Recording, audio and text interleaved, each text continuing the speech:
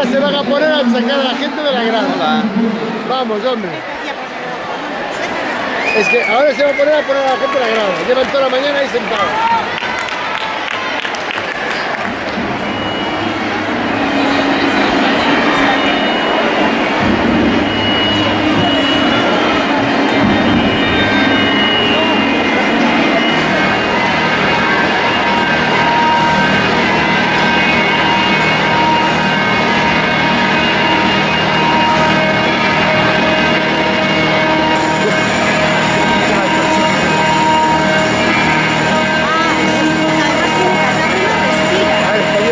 Todo lo que va. Ya, claro.